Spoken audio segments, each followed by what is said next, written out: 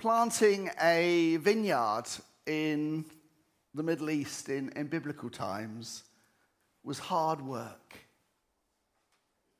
You generally find a hillside which would need to be cleared out, terraced, buttressed. You build a wall around the vineyard to keep out wild animals, a tower in the middle of the vineyard to keep watch.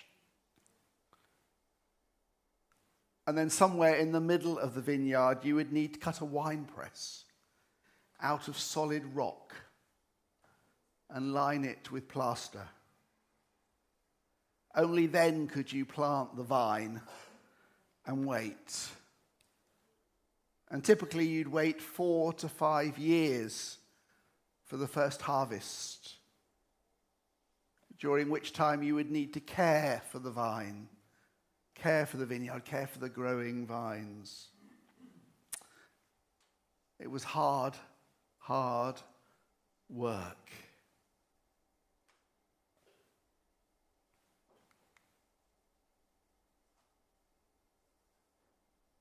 Once upon a time, Jesus said,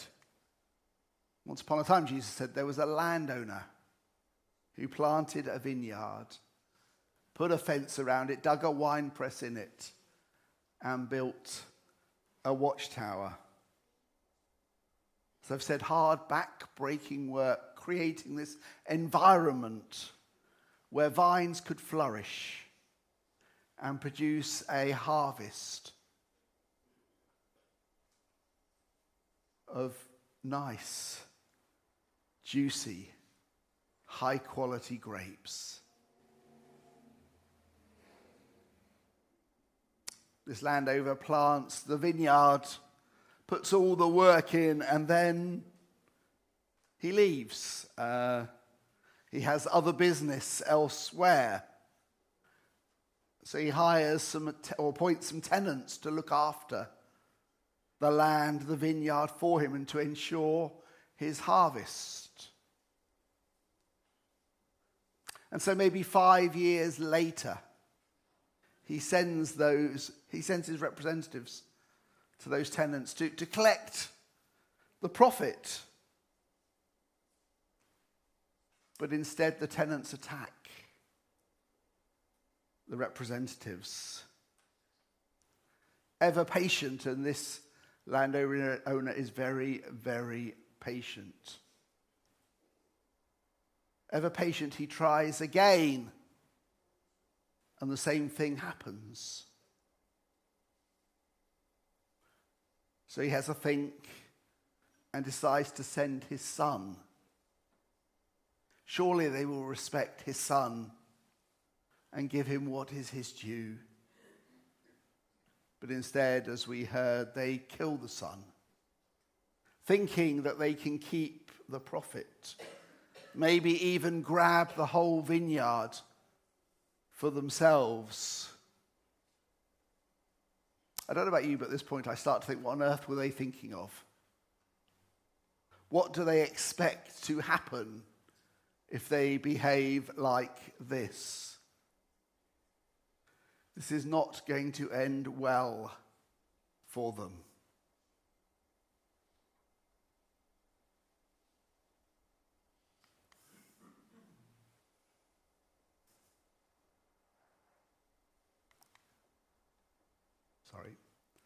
I guess the first thing to be aware of is that Jesus' description of the vineyard closely resembles a passage in Isaiah 5, another parable in Isaiah 5. There we read of a vineyard owner who plants a vineyard, digs it out, clears the stones, builds a watchtower, digs out a wine press.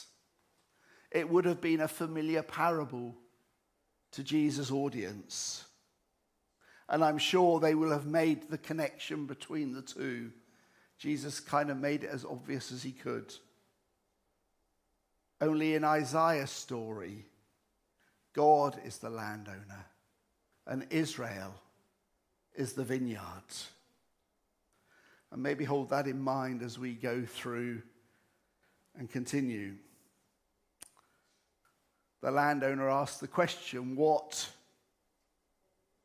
should God do to the tenants?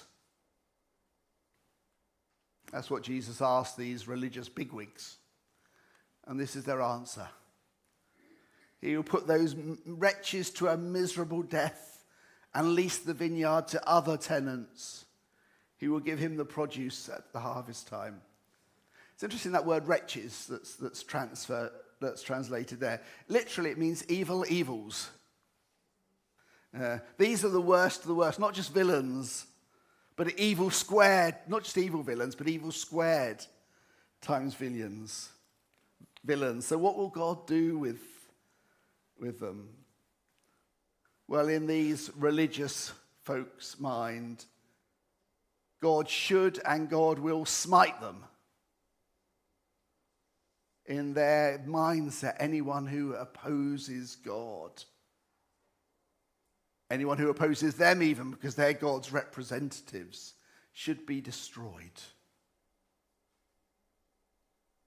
Probably actually one of the reasons they were keen to get rid of Jesus, as a threat, as an outsider, as a challenge. He was, in their eyes, maybe the evil eviler. Maybe it's also worth remembering that most of the chief priests were landowners themselves. A career in religion was well rewarded in those days. Maybe that also explains their reaction. If it can happen to this man, it could happen to us.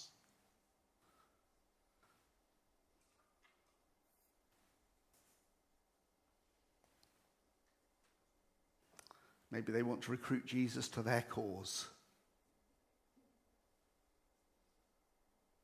I do find it amazing how often it's the religious folks who want God to smite the bad guys.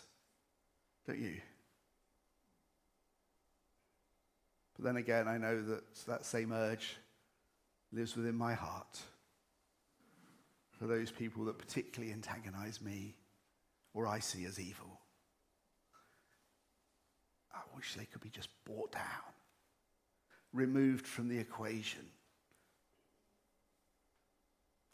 It's a good job God is not capricious or violent like we are, isn't it? Or else we'd all be in deep, deep trouble.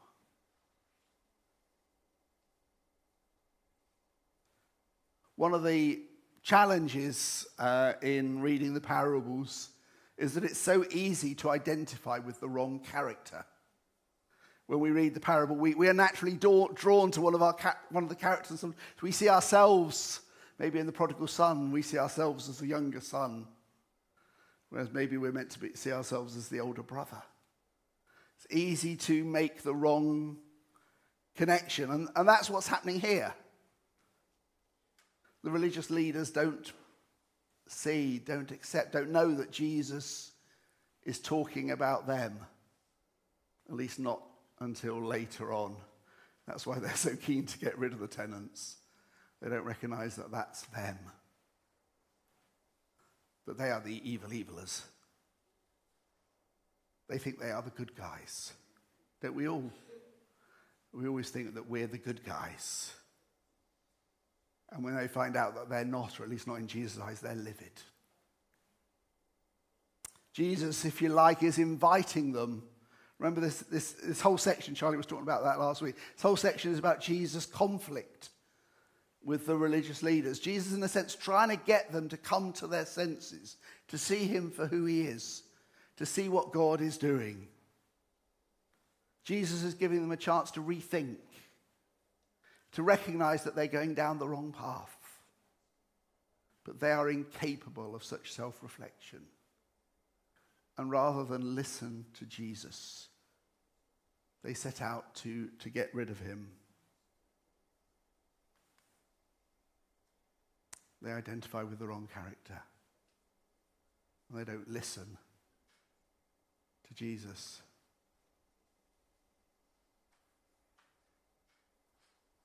And maybe there's a lesson here for all of us. The ability to be self-reflective, to listen, to assess, to learn from stuff that happens, to learn from mistakes, to learn maybe from those who criticize you.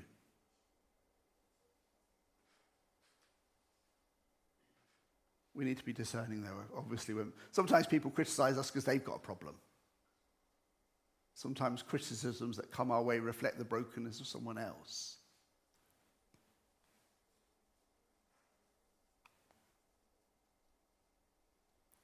But the ability to recognize our own brokenness and our blind spots is essential, I believe, to a healthy spirituality. It's what the chief priests haven't got, or one of the things they haven't got. Remember that word Charlie mentioned last week, complacent. They're complacent. They're not willing to do the hard work on themselves, to listen and learn from those they disagree with, maybe. I guess none of us find it easy to take criticism. Sorry. We tend to get either self-righteous or self-defensive, or we beat ourselves up, depending on our character. Self-righteous, self-defensive, or we beat ourselves up.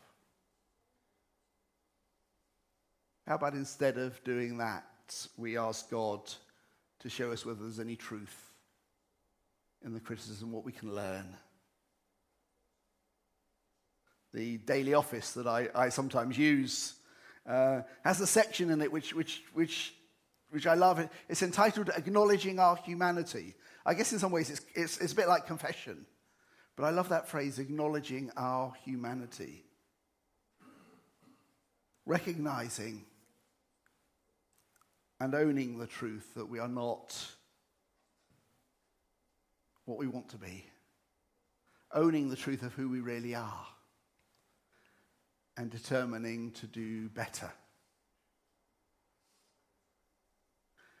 If we are to live out those church values that we have around the wall, we need to learn the art of honest self-examination. And I don't mean unnecessarily beating yourself up. That's as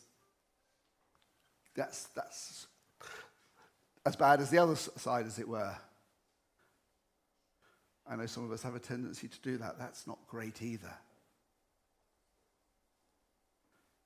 I'm not talking about beating ourselves up, but of learning and owning who we are so that we may grow, so that we may flourish.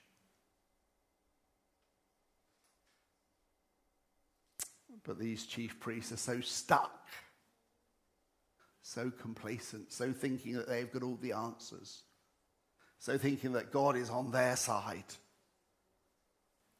that they can't do that.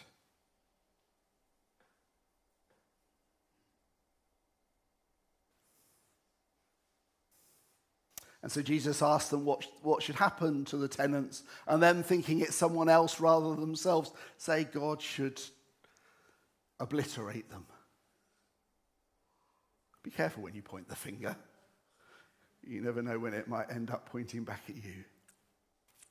But anyway, Jesus responds by quoting a couple of verses from Psalm 118.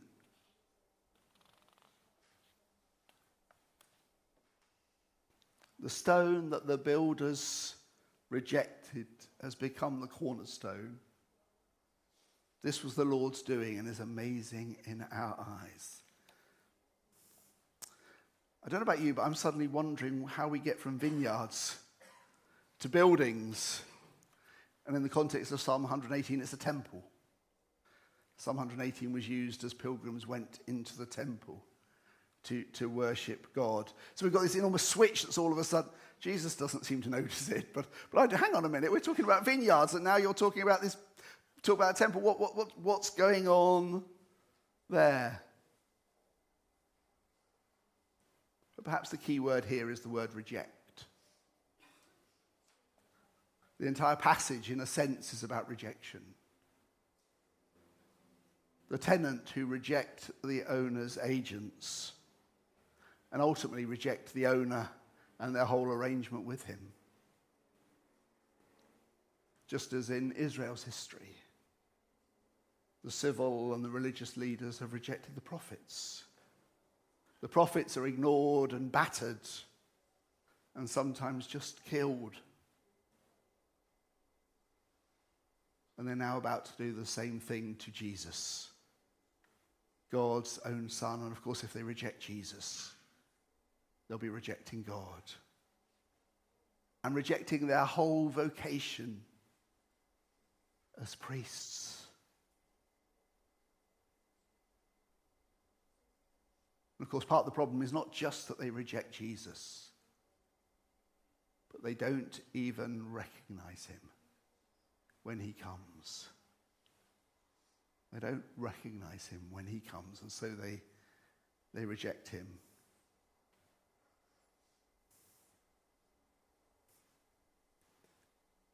Made me wonder this week about the times when I do not recognize Jesus when he comes to me.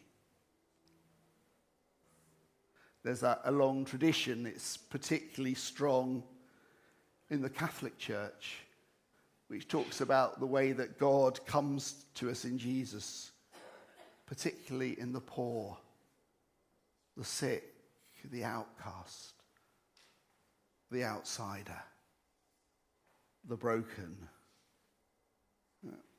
Has its roots in a verse from Matthew 25. I'm sure it's a very familiar verse. Truly I tell you, just as you did it to one of the least of these brothers and sisters of mine, you did it to me. I discovered yesterday that the mission team are using this verse in a couple. I see Carol sitting there worried. I know the mission team are using this verse in a couple of weeks' time, and I don't want to step on their toes, so I'm going to be brief.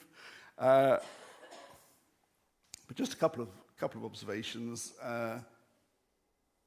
One really, I guess. Pope Francis wrote this: "In the poor, we find the presence of Jesus, who, though rich, became poor." It's interesting that Pope Francis has his whole emphasis not just on helping the needy, not just on doing stuff for those who are struggling, but on being with them, standing alongside them, being open to the gifts that they can bring to us, allowing them to teach us what is important. Very easy in ministry, in all its forms and all the forms that you're in, to think often that we do things for people, that we serve people, that it's about how we can help them. And that's important. But how about what they can do for us? What they can teach us? A two-way thing, not just a one-way thing. I wonder how often we are too busy or too preoccupied to respond to the person who is standing there right in front of us.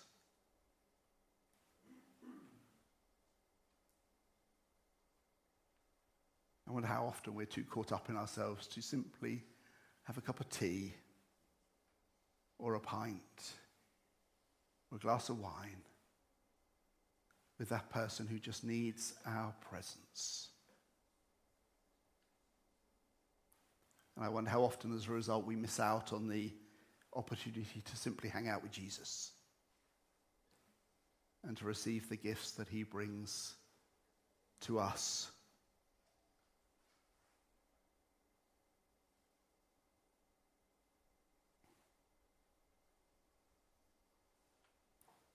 I wonder about the times when we don't recognize Jesus when he comes to us.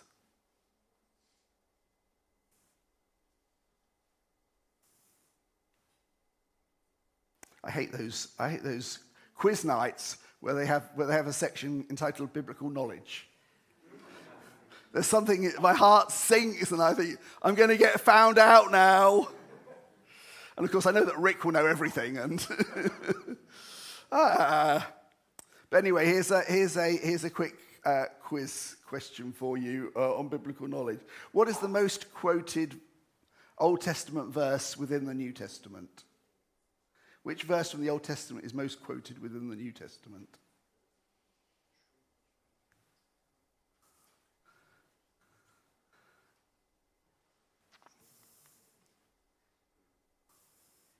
It's that one from Psalm 118. It's that one that Jesus uses here in this parable. It's quoted or alluded to in Acts 4, in 1 Corinthians 3, in Ephesians 2, and in 1 Peter 2. So it's in Acts, it's in stuff that Paul wrote, it's in stuff that Peter wrote. And it's usually used, particularly in Paul and Peter. The image is that of the church as the new temple. It's as if Jesus is saying God is doing a new thing. And actually, if he's doing a new thing, you need a new image to understand it. Vineyard, the image of the vineyard was great, it still works, but actually you need a new image to describe what God is doing. And try this, the idea of a temple built with living stones. A temple not built with rocks and bricks, but a temple built with people. The temples are people. Jews and Gentiles, male and female, rich and poor, slave and free. A people who gather around Jesus in fellowship with him and with each other. That's what Jesus is hinting at here, and that's what Paul and Peter pick up on later. It's a living temple. We touched on this image slightly during our Baptist Basics series, maybe you remember. Built on the foundation of Jesus' life and death and resurrection, built on his living presence among us. And so Peter writes, you're a chosen race, a royal priesthood, a holy nation, God's own people. This passage comes just after he's used that psalm quote. And he's riffing on that theme. You're a chosen people, a royal priesthood, a holy nation, God's own people, in order that you may proclaim the excellence of him who called you out of darkness into his marvelous light. There are no more chief priests, because in this community we're all priests. It's a community that seeks to reflect the character of God in its life together. A community, a living temple designed to produce fruit. Love a mixed metaphor. A living temple designed to produce fruit. Not grapes, but love and joy and patience and kindness and faithfulness, gentleness, self-control, and I'm sure you can carry on. This is a place where Christ lives and reigns. And these are the characteristics of God. They're descriptions of God first and foremost, before they're descriptions of what we are hoping to become. They're descriptions of God's character, God's nature. This is the place where Christ lives and reigns. These are the characteristics of God that we pray he will work in us as we walk with him, as we cooperate with his Spirit.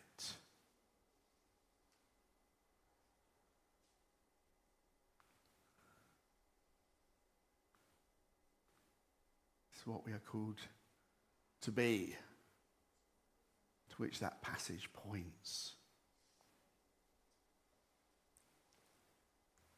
But actually, before we finish, can we just return to the vineyard? That picture of God lavishing enormous amounts of labor, money and love into his vineyard. expecting this wonderfully rich harvest of luscious, sweet grapes. But when the harvest comes, the farmer found that every single vine, this is in the Isaiah parable, every single vine contained sour grapes, bitter, vile, inedible. And so the father pulls the plug on the whole enterprise and plows the whole thing under.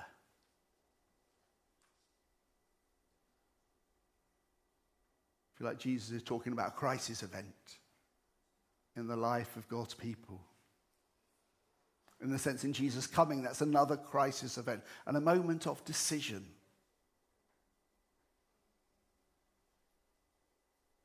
And the question that has niggled me all week as I've prepared for this sermon is this: what if the earth is God's vineyard and we are the tenants?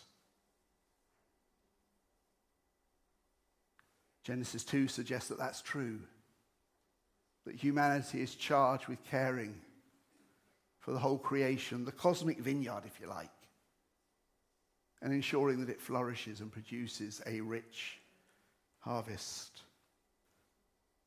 And whilst we might not have beaten or killed or stoned anyone as described in the parable, what type of violence have we inflicted against the earth?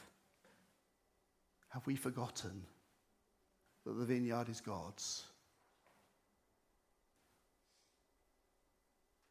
And too often when God has sent scientists and environmental activists to warn us to change course, we have ignored them.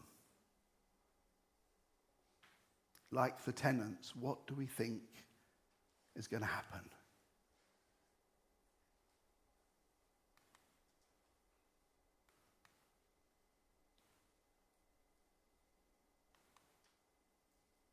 I'm sure we've all seen these images from Valencia, from that region this week. Maybe they give us a pretty clear answer to that question. What do we think was going to happen? I was reading about a town that had a year's rainfall in 8 hours. Can you imagine that? A year's rainfall in 8 hours. What must that feel like? I can't comprehend that. But so much destruction, so much pain, so many deaths. And this is God's vineyard. Carmen Marquez, who lives in Valencia, who's a long-term environmental activist, said this week. What we have seen these last days is a preview of what will happen in the future if we do not take effective action to reduce greenhouse emissions and to adapt to climate change. It's a stark call, isn't it, to all of us to change our patterns of behavior as individuals, as a community, and I know that many of you are doing that, and I know that we as a church are trying to do that as well, to encourage our elected representatives as to take action.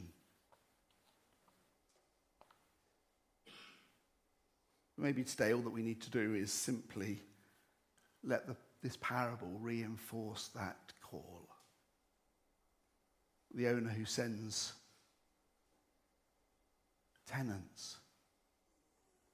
who sends his representatives, who sends his only son to warn, if you like,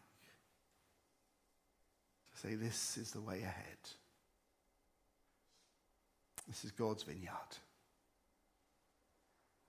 And we are those who are called to care for it, to love it, to bring forth its bounty, so that all may benefit, so that all may live in peace